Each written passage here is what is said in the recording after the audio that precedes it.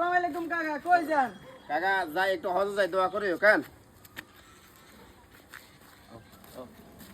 আসসালামু আলাইকুম কাকা, ভালো আছেন নি? আছি ভালো। কই যাইতাছেন হাজির?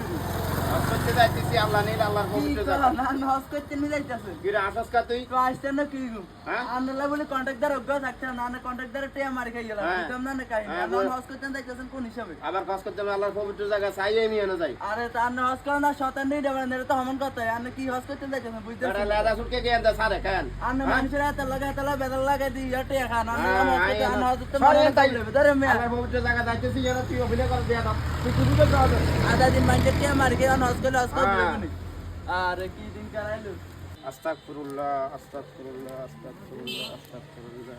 আসসালামু আলাইকুম। আসলে আমরা অনেকে হজ করতে যাই আল্লাহর পবিত্র জায়গায়, আলহামদুলিল্লাহ আল্লাহ তাআলা সবাইকে কবুল করে। তবে হজ করতে যাবেন রে, নিজস্ব পরিশ্রমের টাকা দিয়ে নিয়ে যাবেন। বিভিন্ন কন্ট্রাক্টর থেকে চাঁদা খাবেন, বিভিন্ন জায়গা সম্পদের মধ্যে গ্যাঞ্জাম লাগাই দিয়ে টেয়া নিবেন, মানুষের টেয়া মারি খাইবেন, মানুষের জায়গা সম্পদ নিজে দল করে নি ইয়ার হজ করতে যাবেন। এসব চিন্তা ভাবনা করে হজ করতে যাই না, এগুলা যায় আমনের শয়তানের তারও খারাপ। হজের কতগুলো নিয়ম কারণ আছে, এগুলো মানি দেন, নিজের রুজি টেয়া দিয়ে হজ করতে যাইন। আসসালামু আলাইকুম, ভালো লাগলে ভিডিওটা শেয়ার করবেন।